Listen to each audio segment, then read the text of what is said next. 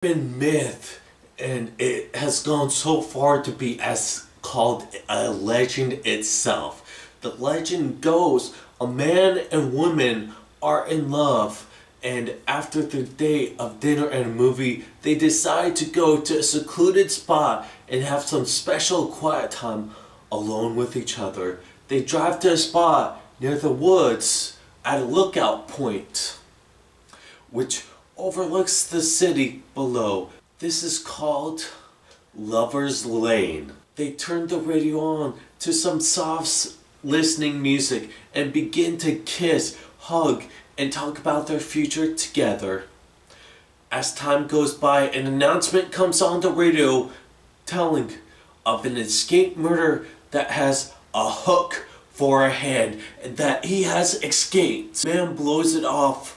However, the woman starts to feel nervous and uneasy as the place of the institution that this man has escaped from is just on the other side of the woods that they are parked at. She convinces her loved one that they should leave, and the man, frustrated, speeds off in a frantic manner.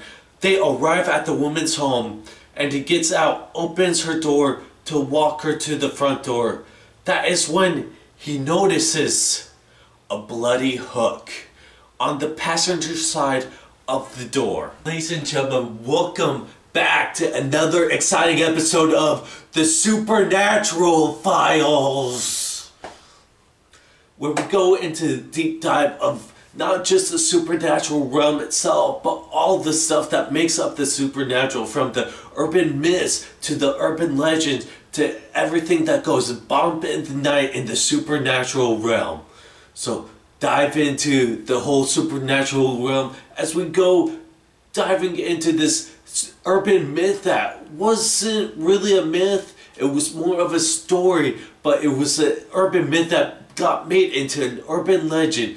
Let's go into the 1940s where this actually happened in Texas. The legend goes a man and a woman are in love, and after their day of dinner or movie, they decide to go to this makeout spot called Lover's Lane. While they were there, they decide to hug and kiss and put on the radio for some smooth music to get both of them right into the mood. Did they know that something was going to go right? No, they didn't. Let's strap in to see what happens next. An announcement comes on the radio telling the story of an escaped murder that has a hook for a hand.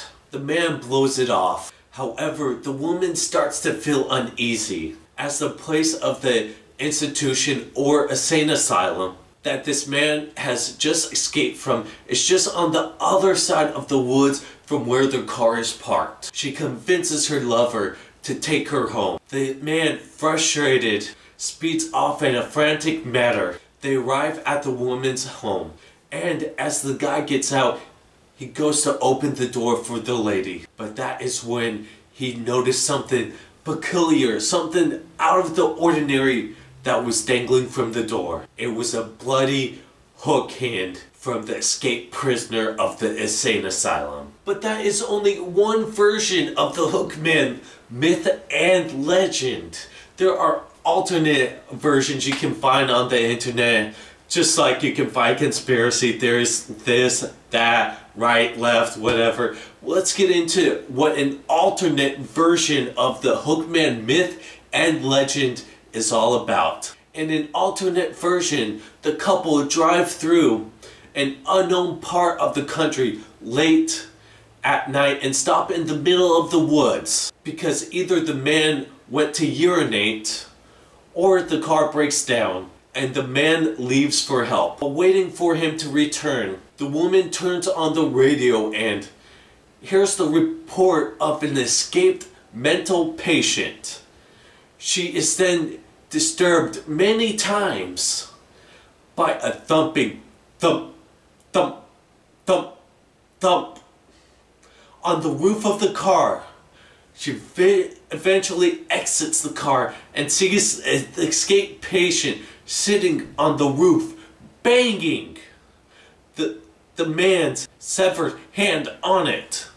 And another variation of this story has the woman saying that the man's butchered body suspended upside down from a tree with his fingernails scraping across the roof. In another version of the variation, he's hanging right up and either his blood is dripping on the roof or his feet are scraping against the roof.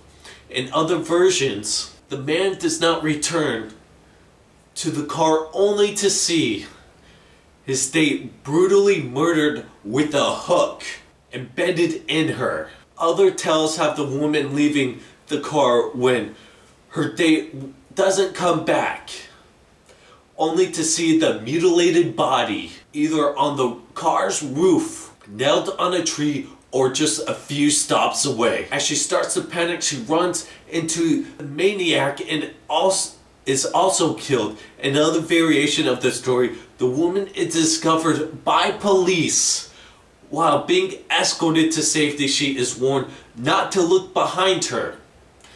When she does so, she sees the grisly aftermath of the man's murder. This is what I don't get in all these murder movies and murder stories, that if you are having a murderer chase you behind, why would you stop and look behind you? If there's a murderer behind me, I'm booking it full force and I'm not stopping till I'm in a safe place or I know I can't hear the other person behind me. A similar legend recounts that a young couple are heading back from a great date when the car breaks down, either from running out of fuel or a malfunction. The man then decides to head off on foot to find someone to help with the problem, while the woman stays behind in the car. Okay, that's my problem with number one. Number one is, if you're in this type of scenario, do not ever go out alone. Always be with someone near you or someone right beside you. She then falls asleep while waiting and wakes up to see a hideous person looking at her through the window. Luckily, the car is locked, so the person can't get inside. But to the woman's horror, the person raises both his arms to reveal that they are holding her date's severed head in one hand and the car keys in another. The fate of the woman is never revealed.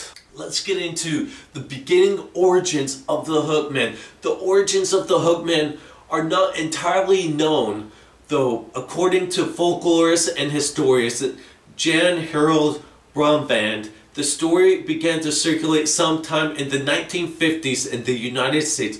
According to Brumvand, in The Vanishing Hitchhiker, American Urban Legends and Their Meanings, the story had become widespread amongst American teenagers by 1959 and continued to expand into the 1960s. Snopes writer David Mickelson has speculated that the legend might have roots in real-life Lover's Lane murders, such as the 1946 Texarkana moonlight murders. According to popular lore, bloody hooks have been left hanging on car doors since the mid-1950s. It's possible the roots of legends like the hookman and the boyfriend's death lie in distorted memories of real-life Lover's Lane murderers. They were actual cases of kids who'd gone necking coming back in pine boxes. The residue of news stories about these events would eventually remain around for a while, mutating in cautionary tales with the addition of bloody hooks and scraping sounds on the roof of a car. Real life roots or not, the hook has been a legend for almost as long as anyone can remember.